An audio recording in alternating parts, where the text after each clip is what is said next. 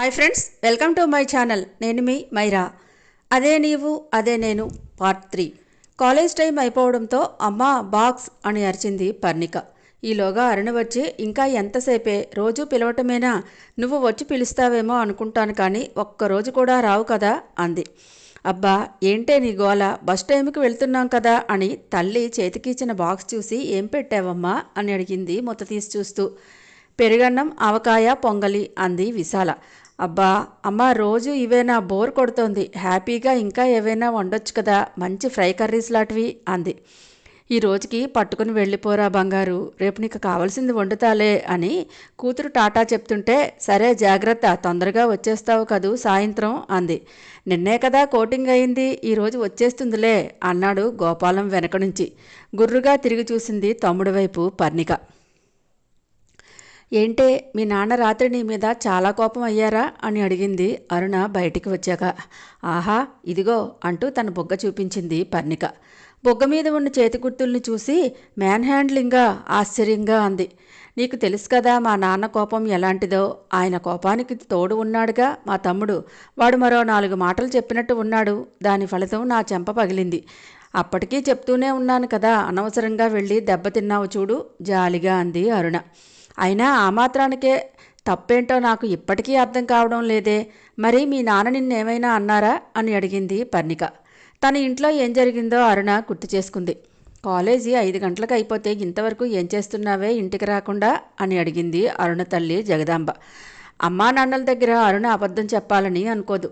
Friends అందరూ సరదాగా match చూడ్డానికి వెళ్దామంటే నేను కూడా వాళ్ళతో వెళ్ళానమ్మా, అందుకే లేట్ అయింది ఈరోజు అంది. లోపల నుంచి వచ్చిన తండ్రి సోమయాజులు, టీవీలో చూస్తే అయిపోయే మ్యాచ్కి అంత దూరం వెళ్ళడం అవసరమా అరుణ? అయినా లేట్ అవుతుందని ఒక ఫోన్ చేయాలి కదా, టైం ప్రకారం ఇంటికి రాకపోతే ఇంట్లో వాళ్ళు కంగారు పడతారు కదా తల్లి అన్నాడు. అది కాదు నాన్న, అనుకోకుండా అప్పటికప్పుడు అనుకుని ఫ్రెండ్స్ అందరం వెళ్ళాము అంతే, తప్పు చేసినట్టు తలదించుకొని చెప్పింది అరుణ. నువ్వు వెళ్ళడం తప్పని అనట్లేదు. ఈ వయసులో ఇలాంటి చిన్న చిన్న సరదాలు మామూలే, కానీ చెప్పి వెళ్ళటమో లేదంటే వెళ్ళాక చెప్పటమో ఏదైనా చేయాలి కదా అని చిన్న చిన్నగా చివాట్లు వేశాడు సోమయాజులు. సారీ నాన్న, ఇంకెప్పుడు వెళ్ళను అంది అరుణ. వెళ్ళొద్దు అనలేదురా, చెప్పి వెళ్ళమని అన్నాను. వెళ్ళు, ఇప్పటికే చాలా లేట్ అయింది, స్నానం చేసి భోజనం చెయ్యు అని లోపలికి వెళ్ళిపోయాడు సోమయాజులు. అవునా, మీ ఇంట్లో అంత బాగా చెప్తే మా ఇంట్లో ఎందుకే అంతగా మా నాన్నకి కోపం వచ్చేటంత పని నేనేం చేశాను చెప్పు? అయినా అది నాన్న తప్పు కాదులే, వాడి వల్ల ఇదంతా చెప్తాను వాడి పని అని గోపాలాన్ని తలుచుకొని తేలిగ్గా తీసుకుంది పర్ణిక. కాలేజీలోకి ప్రవేశించడంతో ఇద్దరూ క్లాసులో కూర్చున్నారు. మధ్యాహ్నం వరకు ఏకబిగిన క్లాసులు విన్న అందరికీ బుర్ర వేడెక్కిపోయింది. ఇక ఆ తర్వాత క్లాసులు ఏం లేకపోవడంతో ఫ్రెండ్స్ అంతా కలిసి చిట్ చాట్ మొదలుపెట్టారు. ఏం కొట్టాడే, మ్యాచ్ ఒక్క బాల్తో మొత్తం అంతా టర్న్ చేసేశాడు అంది ఒక అమ్మాయి. అసలు వాడి కళ్ళలోనే ఏదో ఉంది, ఎంత అందంగా ఉన్నాడు కదా ఇంకొక అమ్మాయి కామెంట్ చేసింది. ఏమోనే, నేనైతే మ్యాచ్ అస్సలు చూడలేదు, వాడినే చూశాను అంది మరొక అమ్మాయి ఏదో లోకంలో ఉన్నట్టు.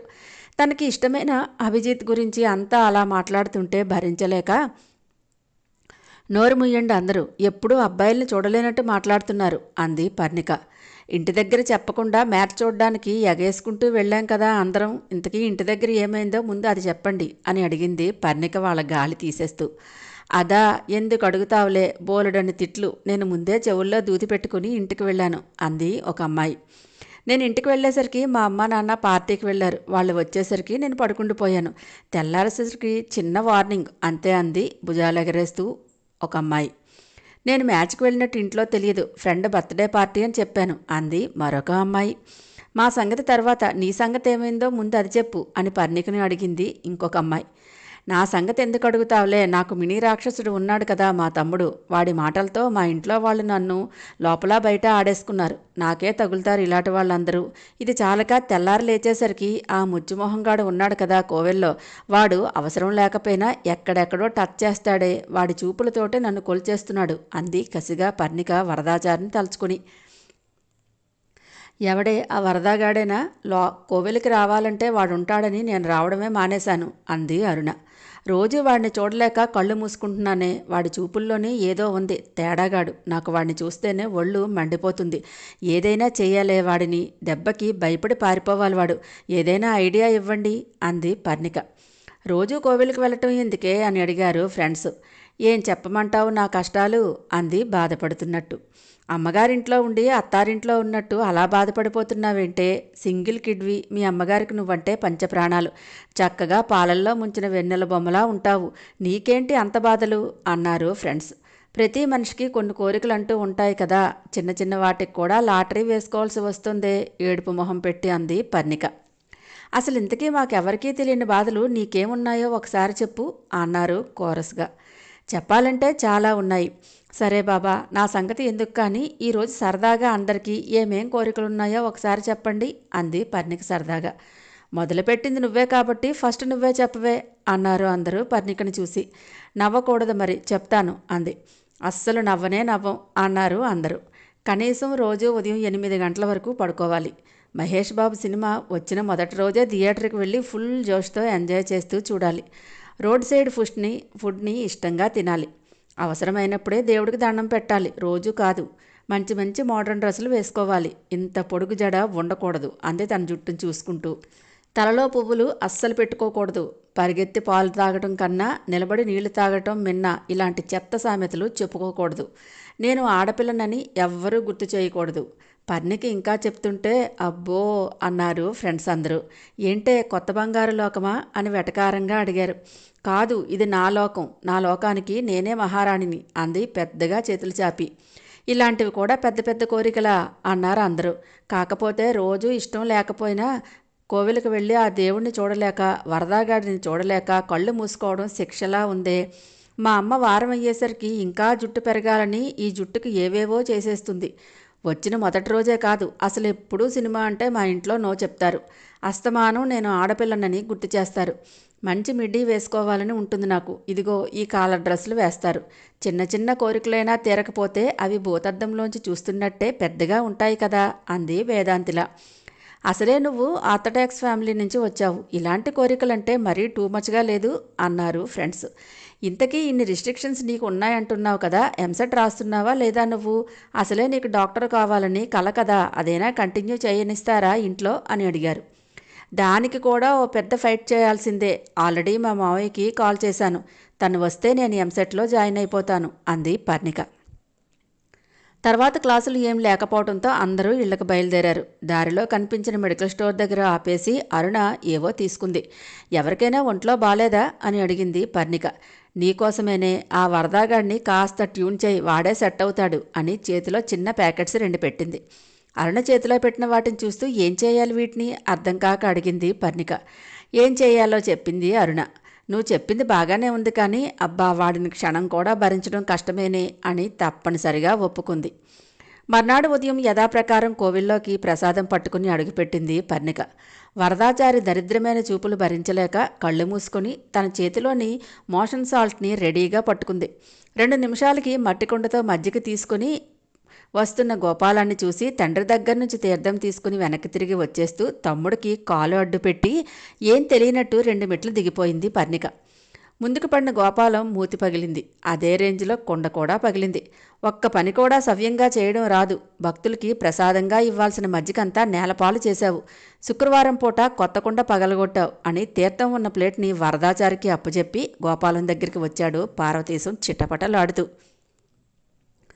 గోపాలం పడిపోవడం చూసి అయ్యో అనుకుంటూ వెనక్కి వెళ్ళిన పర్ణిక తిన్నగా వరదాచారి దగ్గరికి వెళ్ళి, వరదా, నువ్వు తీర్థం తీసుకున్నావా? ఈరోజు తీర్థం చాలా బాగుంది అంది ప్రేమగా సిగ్గుపడుతున్నట్టు. తనతో మాటైనా మాట్లాడిన పర్ణిక అలా ప్రేమగా మాట్లాడుతుంటే ఐస్ అయిపోయాడు. నా చేత్తో ఈరోజు నీకు తీర్థం ఇవ్వనా అంటూ వరదాచారి దృష్టి తన వైపే ఉంచుకొని తన చేతిలో ఉన్న మోషన్ సాల్ట్ తీర్థంలో కలిపేసి వరదాచారి చేతిలో పోసింది. పర్ణిక ప్రేమగా అలా అడిగి ఇవ్వటంతో 1, 2, 3 అంటూ 4-5 సార్లు తాగేశాడు. తండ్రి తిడుతున్న తిట్లకి గోపాలంకి ఏడుపొకటే తక్కువ. చేయి పట్టుకొని కొడుకుని లేవనెత్తి ఇంటికి వెళ్ళి అమ్మని మరొకసారి మజ్జిగ తయారు చేయమని చెప్పు. రత్నం అని కోవెలు క్లీన్ చేసే అమ్మాయిని పిలిచి ఇక్కడంతా శుభ్రం చేయు అని చెప్పాడు. తండ్రి వెనక్కి తిరగడం చూసి పంచపాత్రని పళ్ళెంలోనే వంపేసింది పర్ణిక. మిగిలింది ఎవరూ తాగకుండా ఉండాలని. అయ్యో తీర్థం ఒలికిపోయింది వరద, మళ్ళీ రెడీ చెయ్యు అని వరదాచారి చేతిలో పెట్టి వచ్చినంత వేగంగా ఇంటికి వచ్చేసింది. ఎప్పుడూ తండ్రి చేత తిట్లు తినని గోపాలం ఏడ్చుకుంటూ ఇంటికి వచ్చాడు. అసలు నేను ఎలా పడ్డాను? మెట్టు తన్నుకున్నానా? జాగ్రత్తగానే అడుగులు వేశాను కదా అని ఎలా పడ్డానో అని ఆలోచిస్తూ పర్ణిక ముసిముసిగా నవ్వుకోవడం చూసి ఇదే ఏదో చేసింది అని నువ్వు నాకు కాలు అడ్డు పెట్టావు కదూ అని అడిగాడు పర్ణికని. నేనా? ఏమోరా, నాకు అస్సలు తెలీదు అంది అమాయకంగా మొహం పెట్టి. కాదంటున్న అక్కవైపు అనుమానంగా చూశాడు గోపాలం. ప్రేమగా వరదాచారికి పోసిన తీర్థానికి బదులుగా వరదాచారి ఆ రోజు చెంబుతో బయటికి వెళ్లేది వచ్చేది అయిపోయి కడుపు నొప్పితో రోజంతా బాధపడ్డాడు.